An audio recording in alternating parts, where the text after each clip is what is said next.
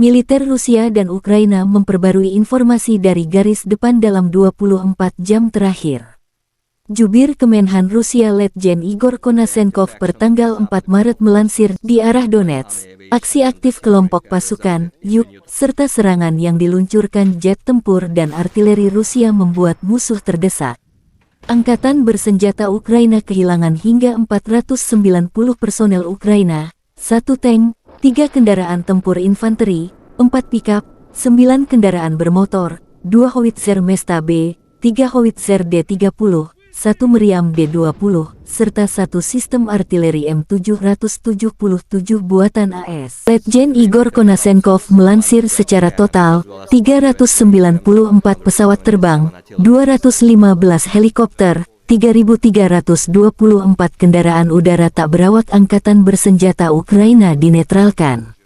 Termasuk 408 sistem rudal pertahanan udara, 8.145 tank dan kendaraan tempur lapis baja lainnya, 1.049 kendaraan tempur yang dilengkapi dengan MLRS, 4.273 senjata artileri lapangan dan mortir, serta 8.722 unit khusus kendaraan militer dihancurkan sejak awal operasi militer khusus. Dari kubu Kiev, Kemenhan Ukraina melansir 820 prajurit Rusia tewas dalam 24 jam terakhir. Secara total, Rusia sudah kehilangan 152.190 prajurit sejak awal serangan. Rusia juga kehilangan total 3.409 tank, 302 jet tempur hingga 298 helikopter serta 2.066 drone. Presiden Ukraina Volodymyr Zelensky menerima kunjungan Presiden Parlemen Eropa Roberta Metsola di Kiev.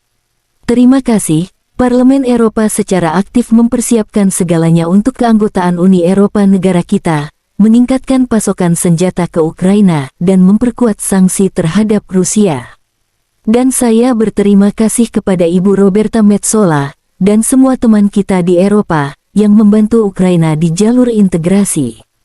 Zelensky juga membahas situasi di Bakhmut yang kini dikepung Rusia. Saya terutama akan mencatat para pejuang yang membela Bakhmut. Secara khusus, tentara dari Brigade Infanteri Bermotor terpisah ke-56, Brigade Mekanik terpisah ke-67 dan ke-93, dan Brigade Lintas Udara terpisah ke-77 yang mempertahankan Bakhmut sampai hari ini, kata Zelensky.